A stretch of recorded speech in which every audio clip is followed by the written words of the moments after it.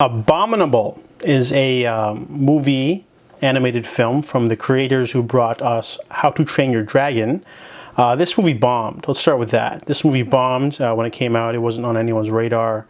It seems to be running on the heels of the Yeti trend with other movies like Missing Link and Smallfoot. This movie is about Yi. She is a young woman who's sort of keeping herself busy because of the death of her father. And she doesn't really spend a lot of time with her family. She's trying to save up money. One night she bumps into a yeti who's escaped from a facility, and he's being chased by mercenaries from the Burnish Corporation. And they want to present the yeti to the world because this curmudgeonly old man, he basically wants to not be a laughingstock because he said he saw one when he was younger. So Yi and two of her neighbors team up to help Everest get to the Himalayas, to Mount Everest, and then they do. That's the movie. No, I'm just kidding. I'll go into it. So basically, this movie does have nice animation. However, I remember a pre-show in front of the movie theater where they're talking about how this movie is groundbreaking because the whole cast is Asian. But, you know, Mulan and Bow. There's lots of stories like that. There's a little pretentious interview with the director. This movie doesn't really do much for representation because there's a lot of dumb humor in it. The story's very pedestrian and basic as well.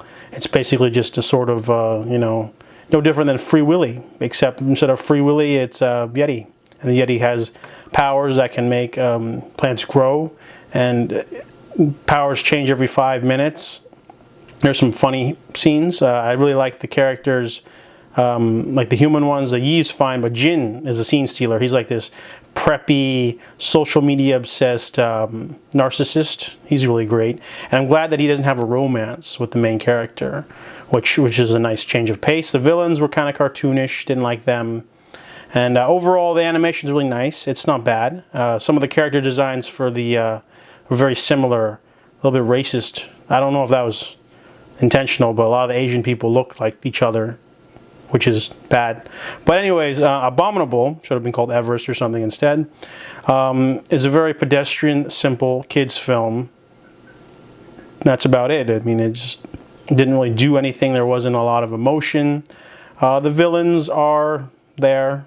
Some of them, you know, have twists in here and there, but there's not. The movie doesn't really deliver on anything. There's not much to go crazy about it. It doesn't really go for the emotion aspect. It doesn't really tie up anything. What does, you know, grieving for your father have to do with returning an animal to its habitat? It doesn't really, the B story doesn't really work with the overall plot. Other than that, though, yeah, the movie's a little juvenile. Yeah, I'll give Abominable a 4 out of 10.